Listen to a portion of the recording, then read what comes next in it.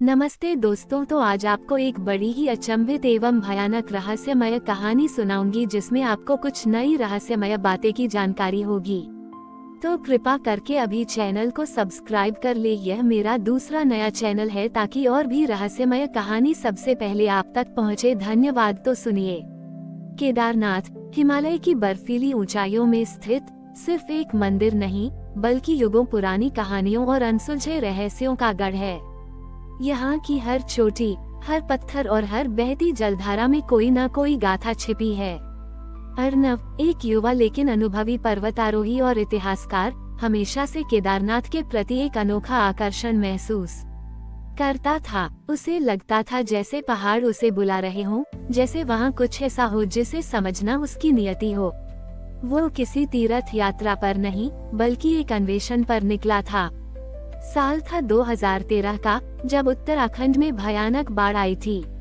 केदारनाथ में भारी तबाही हुई थी, लेकिन एक बात जिसने अर्नव को सबसे ज्यादा विस्मित किया वह थी मंदिर का चमत्कारिक रूप से बच जाना।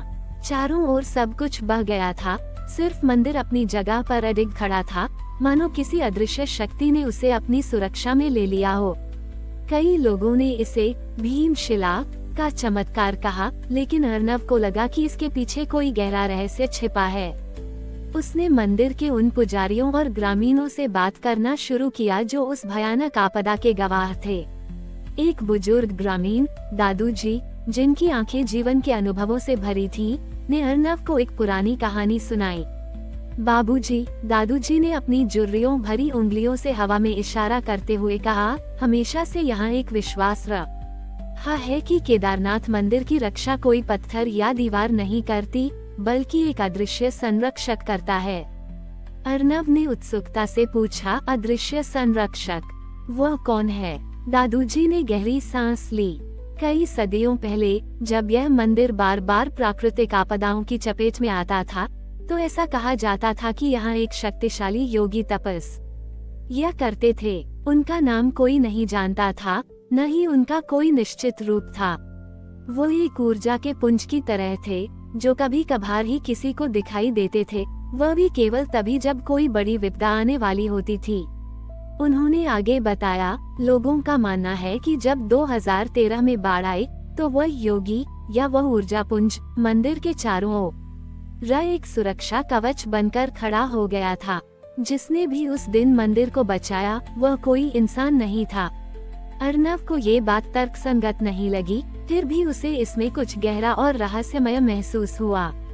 उसने उस योगी के बारे में और जानने की कोशिश की, लेकिन दादूजी के पास इससे ज्यादा जानकारी नहीं थी। अगले कुछ दिनों तक अर्नव ने केदारनाथ के आसपास के दुर्गम क्षेत्रों की खोज की, जहां कम लोग जाते थे। वो ये जानने के लिए उत्सुक था कि क्या उसे उस अदृश्य संरक्षक से जुड़ा कोई और सुराग मिल सकता है। एक दिन जब वो मंदिर से काफी ऊपर एक घने देवदार के जंगल से गुजर रहा था, तो उसे अचानक एक अजीब सी शांति महसूस हुई। हवा एकदम शांत हो गई थी और पक्षियों का चहचहाना भी थम गया था। उसे लगा जैसे कोई उसे देख रहा हो, लेकिन वहाँ कोई नहीं था। फिर उसे हल्की सी गुड़गुड़ाहट सुनाई दी, जैसे धरती के भीतर से कोई गहरी आवाज आ रही हो। अर्नव ने चारों ओर देखा, उसे कुछ भी असामान्य नहीं दिखा, लेकिन अचानक उसकी नजर एक विशालकाय देवदार के पेड़ पर पड़ी, जिसकी जड़ें जमीन से ऊपर निकली हुई थीं। उन जड़ों के बीच एक छोटा सा, लगभग अगोचर गुफा का मुंह था, जो पत्थरों और लताओं से छिपा हुआ था। उसे लगा कि यही वह जगह हो सकती है जिसका जिक्र दादूजी ने किया था। बिना किसी हिचकिचाहट के अर्नव ने उस गुफा में प्रवेश किया। अंदर का रास्ता संकरा और अंधेरा था। जैसे जैसे वह आगे बढ़ता गया, गुड़गुड़ाहट तेज होती गई और उसे हवा में एक अजीब सी ऊर्जा महसूस होने लगी।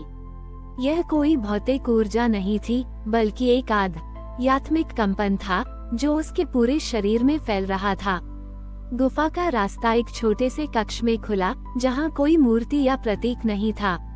सिर्फ एक चिकनी काली चट्टान थी, जिससे वही गुड़गुड़ाहट और ऊर्जा निकल रही थी। अर्नव ने उस चट्टान को छुआ। जैसे ही उसकी उंगलियां चट्टान से लगी, उसके दिमाग में एक धमाका सा हुआ। उसने अपनी आंखों के सामने 2013 की बाढ़ का दृश्य देखा, लेकिन इस बार वह मंदिर के भीतर से देख रहा था। उसने एक प्रकाश पुंज को मंदिर के चारों ओर फैलते हुए देखा, जिसने पानी के प्रचंड वेग को रोक दिया, मानो वह कोई अभेद्य ढाल हो। ये वही अदृश्य संरक्षक था। उस प्रकाश पुंज में कोई चेहरा नहीं था, कोई रूप नहीं था, केवल शुद्ध ऊर्जा थी, जो प्रेम और सुरक्षा की भावना से ओतप्रोत थी। अर्नव को समझ आया कि यह कोई भौतिक योगी नहीं था, बल्कि एक प्राचीन चेतना थी जो इस पवित्र स्थान की रक्षा कर रही थी, युगों से। जब अर्नव ने आंखें खोली, तो वह गुफा में अकेला था, लेकिन वह पहले जैसा नहीं था। उसने उस अदृश्य संरक्षक के अस्तित्व को महसूस किया था। वह जान गया था कि केदारनाथ सिर्फ पत्थरों का मंदिर नहीं है, बल्कि एक जीवंत ऊर्जा का केंद्र है, जिसकी रक्षा सदियों से एक गुप्त, निस्वार्थ शक्ति कर रही है। अर्नव ने उस गुफा के रहस्य को अपने भीतर रखने का फैसला किया। वह जानता था कि इस सत्य को प्रकट करने का समय अभी नहीं आया था। वह केदारनाथ से वापस लौट आया, एक नया विश्वास और एक गहरा रहस्य लिए हुए।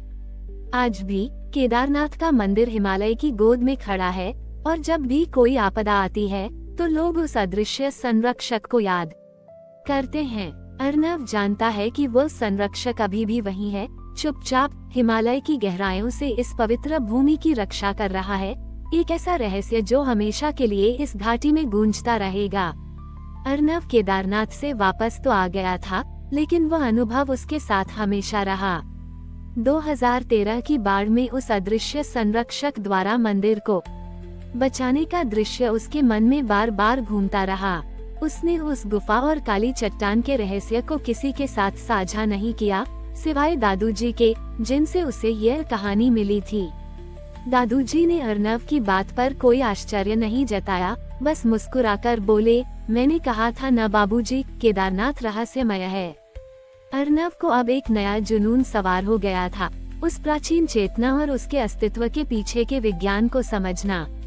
वह जानता था कि यह कोई अंधविश्वास नहीं, बल्कि ऊर्जा का एक ऐसा रूप था जिसे आधुनिक विज्ञान अभी तक समझ नहीं पाया था। उसने अपना शोध मनोविज्ञान, क्वांटम भौतिकी और प्राचीन भारतीय दर्शन के अप्रकाशित ग्रंथ थूम की ओर मोड़ दिया। वह विशेष रूप से उन अवधारणाओं में रुचि रखता था जहां चेतना को एक ऊर्जा के रूप में वर्णित किया गया था, जो भौतिक सीमाओं से परे काम कर सकती है। इस खोज में अर्नव की मुलाकात डॉक्टर मीनाक्षी, एक प्रसिद्ध न्यूरोसाइंटिस्ट से हुई। डॉक्टर मीनाक्षी भी चेतना और ऊर्जा के बीच के संबंध पर शोध कर रही थी, लेकिन उनका दृष्टिकोण पूरी तरह से वैज्ञानिक था।